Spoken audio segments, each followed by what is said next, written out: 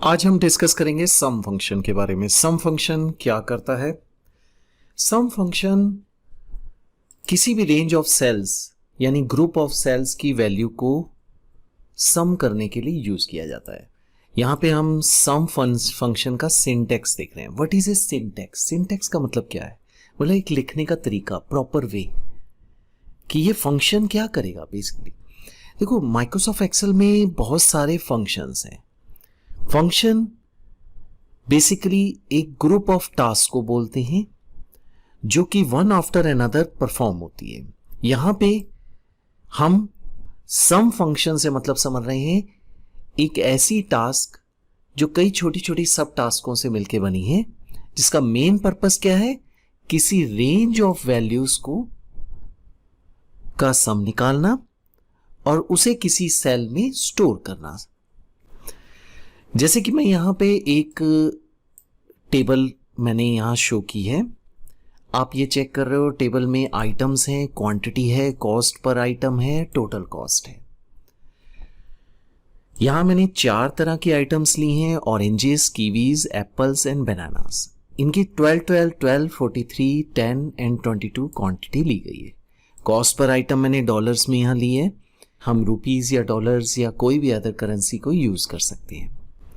यहां पे मैंने टोटल कॉस्ट कैलकुलेट की है। यहां पे मैंने एक फॉर्मूला यहां पे टाइप किया है। फॉर्मूला हम ऑलरेडी डिस्कस कर चुके हैं पहले भी कि फॉर्मूला क्या होता है। यहां पे फॉर्मूला कैलकुलेट कर रहा है क्वांटिटी और कॉस्ट की मल्टीप्लिकेशन के बाद आने वाली वैल्यू को, जो कि है टोटल कॉस्ट। मैंने इस फॉर्मूले को यहां कैलकुलेट किया। उसके बाद ये जो प्लस का सिंबल आपको यहां दिख रहा है, ये ड्रैग का सिंबल है, बेसिकली ड्रैग होल्डर है। इस पे आप माउस का लेफ्ट बटन दबाइए और नीचे की तरफ ड्रैग कीजिए, तो ये जो फॉर्मूला इस सेल में था वो नीचे की तरफ पेस्ट हो जाएगा। बाकी सेल्स में जिस जिस सेल में ये पेस्ट होगा उसके सामने की वैल्यूज को वो कैलकुलेट करेगा, क्योंकि ऊपर जो फॉर्मूला था वो उसके सामने 2 कॉलम्स की वैल्यूज को कैलकुलेट कर रहा था, यानी उनकी मल्टीप्लिकेशन कर रहा था। ये फॉर्मूला से मैंने यहां पे कैलकुलेट करी। अब नेक्स्ट मैं उसके बाद सम निकालूंगा। सम का फंक्शन का सिंटेक्स क्या है? जैसे कि हम देख रहे हैं कि हर एक फंक्शन या फॉर्मूला इज इक्वल टू से स्टार्ट होता है।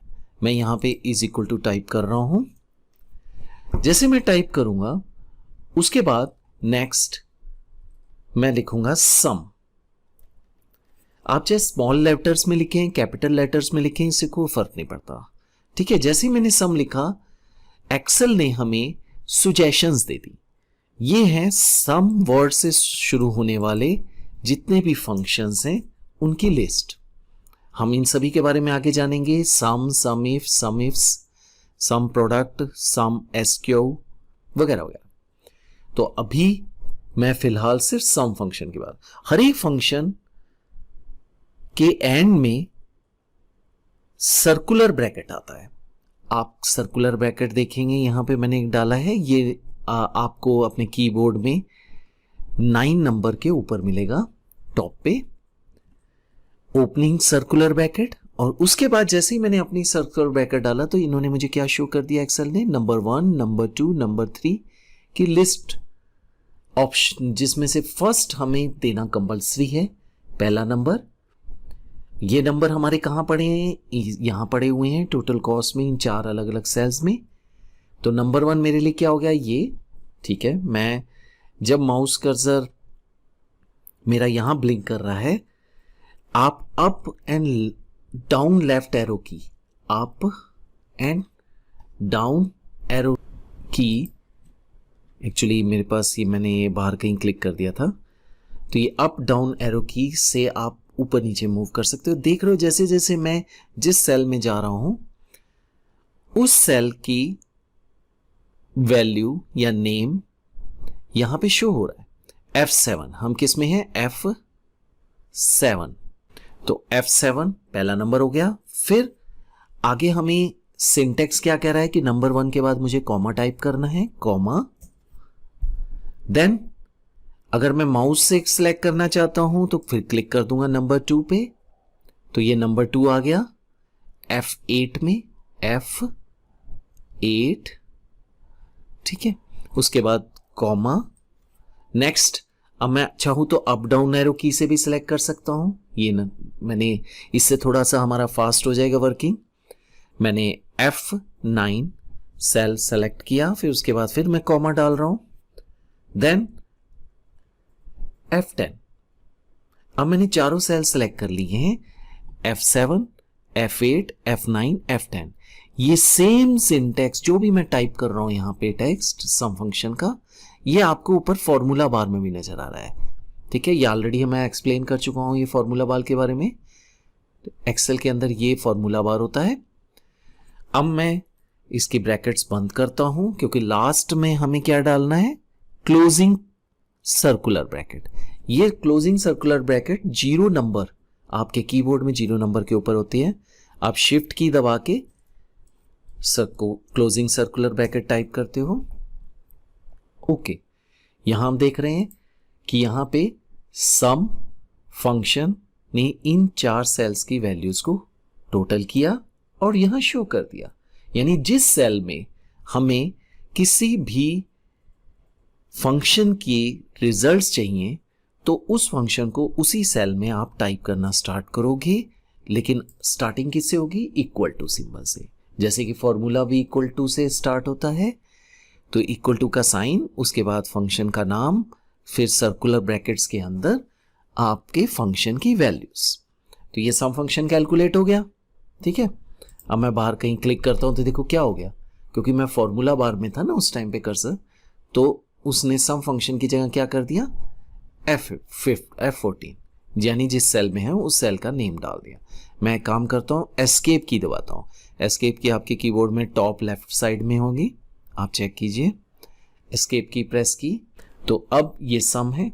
अब मुझे सम निकालना है क्वांटिटी का भी, ये क्वांटिटी का सम। तो अब इस क्वांटिटी का सम निकालना है। देखो जैसे जब मैंने सेलेक्ट किया तो यहां पे आपको क्या आ रहा है, सम आ रहा है नीचे स्टेटस बार में, एक्सेल के स्टेटस बार में 87। अकाउंट क्या दिखा रहा है, वो 4, यानी टोटल 4 सेल्स हमने सेलेक्ट किए हुए हैं। एवरेज भी दिखा रहा है, यानी टोटल सम डिवाइडेड बाय 4, और एवरेज भी आ रहा है, ठीक है। एवरेज क्या होता है, किसी भी ग्रुप ऑफ वैल्यूज को का सम निकाल के उसको टोटल नंबर ऑफ वैल्यूज से डिवाइड करने से हमें एवरेज मिलता है।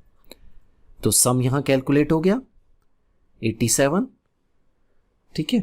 लेकिन यहां सेल में क्यों नहीं नजर आ रहा, क्योंकि मुझे यहां पे फिर से फंक्शन टाइप करना है, is equal to sum SUM, फिर शिफ्ट की दबा के ओपनिंग सर्कुलर ब्रैकेट। फिर अब मैं एक एक वैल्यू सेलेक्ट करने की बजाय क्यों ना माउस से मैं पूरी वैल्यू सेलेक्ट कर लूं। माउस का लेफ्ट बटन दबाए हुए नीचे आया, यहां पहले माउस का लेफ्ट बटन से सिलेक्ट किया मैंने D7 को, इस सेल को, फिर माउस का लेफ्ट बटन दबाते हुए नीचे जब लेकर आऊंगा तो ये क्या सिलेक्ट हुई, D7 से D10 की range means group of values. यहां ग्रुप ऑफ सेल्स है, रेंज ऑफ सेल्स है जो मैंने सिलेक्ट किए। उसके बाद मैंने क्लोजिंग सर्कुलर ब्रैकेट टाइप करी और प्रेस कर दिया एंटर, ये निकल गया सम। अब इस सम के फंक्शन में हम एक रेंज को ले रहे हैं, D7 से लेकर D10। जैसे मैंने ये सिलेक्ट की, देखो यहां रेंज भी सिलेक्ट हो गई। इस सम फंक्शन में जाते हैं, ये देखो कुछ गड़बड़ हो जाती है ना, जैसे ही अगर आप फॉर्मूला बार में होते हैं, अगर बाहर कहीं सिलेक्ट करोगे तो उस सेल की का नेम यहां पे फॉर्मूला बार में टाइप हो जाता है। आप एस्केप की दबा दीजिए, एस्केप। अब मैंने यहां दोबारा गया, यहां मैंने क्या किया, इंडिविजुअल सेल्स सेलेक्ट किए, यहां से लिए F7 से F10, एस्केप 87, 84.90। तो ये मैंने सम निकाला दो अलग अलग कॉलम की वैल्यूज का, ठीक है। क्या मुझे कॉस्ट आइटम का भी सम निकालना है, नहीं, इसका क्यों मुझे सम निकालना है। लेकिन हाँ, अगर कल हमें एवरेज कॉस्ट निकालनी है तो वो हो सकता है, क्योंकि टोटल कितनी आइटम है 87 और टोटल कॉस्ट कितनी आई 84 84.90 डिवाइडेड बाई 87 तो हमारी क्या निकली एवरेज कॉस्ट पर आइटम।